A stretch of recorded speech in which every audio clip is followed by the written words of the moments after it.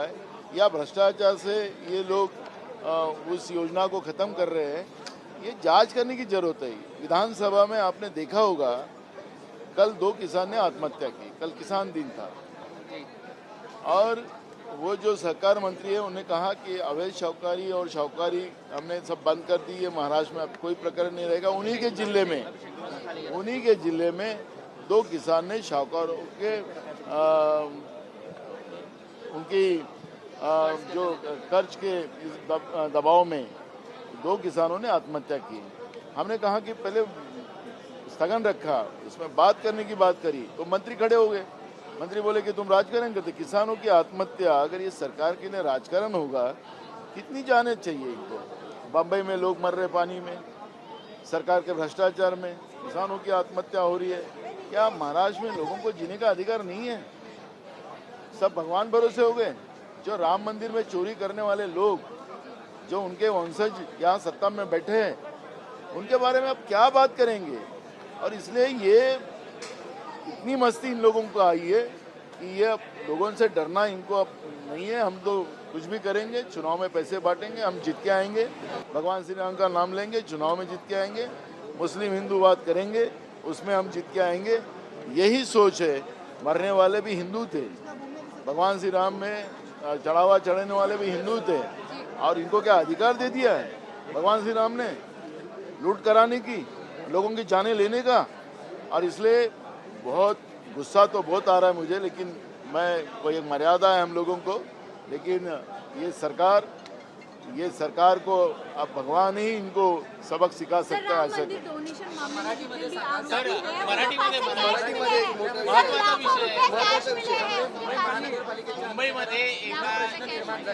बघा, मी परवाच पहिल्या दिवशी हा प्रश्न, ज्या दिवशी बसच्यावर झाड पडून एका निर्दोष बालकाचा मृत्यू झाला, त्या दिवशी पहिल्याच दिवशीच मी विधानसभेत हा प्रश्न उपस्थित केलेला होता। आणि त्यामध्ये सुद्धा सरकारला आम्ही अवगत केलं की आपण जे काही पूर्व पावसाळ्याच्या पूर्वी ज्या तयारी कराव्या लागतात त्या तयाऱ्या पूर्ण केल्यात का, त्या कागदावरच केल्यात, त्या भ्रष्टाचाराने पैसे खाल्ले। सरकार सांगितलं आम्ही कारवाई करतो आहे, काही अधिकाऱ्यांवर कारवाई केलेली आहे असं ते दाखवतात आहेत। पण आता पुन्हा आज पावसामुळे एक माणूस मॅनहोलमध्ये पडून त्याचा मृत्यू झाला। किती जीव लागतील या सरकारला, किती मृत्यू अजून या मुंबईतल्या सर्वसामान्य लोकांचा हे घेतील, हा प्रश्न या ठिकाणी निर्माण झालेला आहे। महाराष्ट्रावर हीच परिस्थिती आहे। भ्रष्टाचारामध्ये लथपथ असलेले सरकार, हे निर्डावलेलं सरकार, यांना कुठलंही आता काळज वाचलेलं नाही, लोकभावना यांना आता काही राहिलेला नाही। आणि अशा या भ्रष्ट सरकारला आता लोकांनीच जागा दाखवली पाहिजे। आज आपण पाहिलं असेल की विधानसभेमध्ये मी स्थगनच्या माध्यमातून काल झालेल्या लातूर जिल्ह्यातील 2 शेतकऱ्यांच्या आत्महत्येचा प्रश्न उपस्थित केला। मंत्री सांगतात की राजकारण करताय। आता शेतकऱ्यांच्या आत्महत्या या सरकारसाठी राजकारण असेल, सर्वसामान्याचा जीव गेला, शेतकऱ्याचा अन्नदात्याचा जीव गेला, तर यांना राजकारण वाटत असेल तर मला असं वाटतं की आता कीव येते या सरकारच्या बद्दल। आणि म्हणून या सरकारला आता देवच, कारण की राम मंदिरचाही दानपत्रही लुटायला हे लोक मागं पुढं पाहत नाही, अशी लोक ही सत्तेत बसलेली आहे, हे देवालाही घाबरत नाही। तर मला वाटतं की जनतेने आता यांना सबक शिकवण्यासाठी आता पुढे आलं पाहिजे असं मला वाटतं। सर, राम मंदिर डोनेशन मामले में जितने भी आरोपी हैं उन सबके पास से कैश, लाखों रुपए कैश मिलेंगे। मुझे लगता है कि ये सब काम मोदी जी ने किया है। भगवान श्री राम जी को उनने लाया, स्थापना भी उनने की, मंदिर भी उनने ही बनाया, वहाँ पर लोगों को दिया है, उनकी समिति बनाई है, लोग भेजे हैं और मोदी जी ने भेजे हैं। आरटीआई से बाहर भी राम मंदिर की जो व्यवस्था आती है आरटीआई के बाहर कर दिया। तो इसका मतलब सब मोदी जी ने किया है। तो जो लोग हैं जिनके घर में पैसे मिल रहे हैं, तो मोदी जी ने ये सब किया है, तो मोदी जी को इसमें जवाबदारी पकड़ना चाहिए। एक महत्वाचा प्रश्न जो है बिश्नोई गैंग की तरफ से धमकी दी जा रही है, पिछले सेशन में भी ये मुद्दा उठा था और आज फिर मीडिया से बातचीत करने के दौरान फोन आया, और अभी मीडिया से बातचीत करने के दौरान फोन आया कि 10 करोड़ रुपए उनके नगर सेवक को फोन आया कि पैसे दे दीजिए नहीं तो गोली मार। राज्य में कानून व्यवस्था रही कि नहीं रही, अब ये तो सबसे बड़ा प्रश्न है। महाराष्ट्र में विधानसभा के विधायक ही अगर सुरक्षित नहीं है तो मुझे लगता है कि मैंने ही विधानसभा में आज ये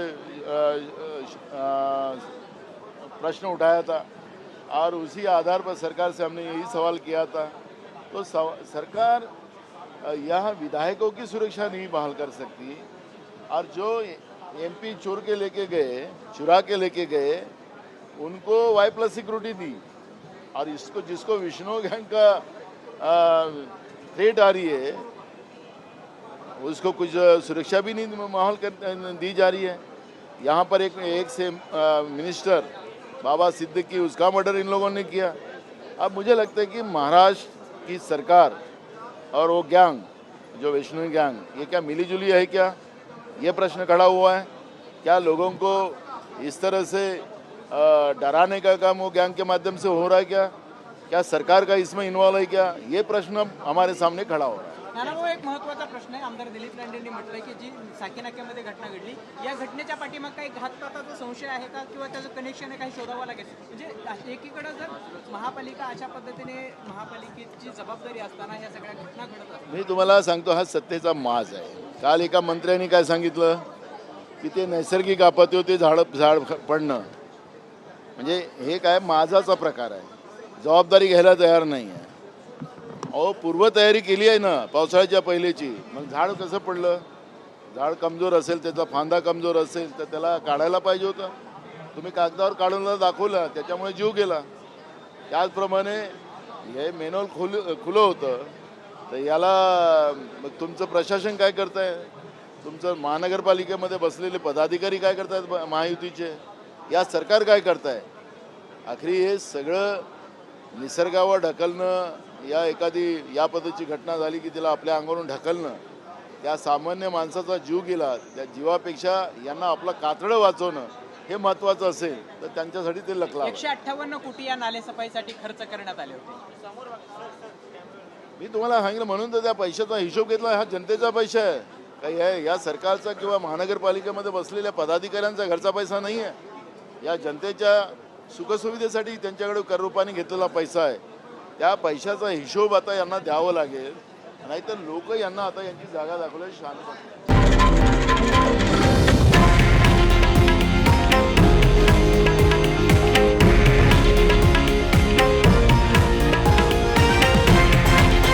हे आहे देशातील नंबर 1 न्यूज नेटवर्क आणि आपण पाहत आहात TV9 मराठी, एकमेव.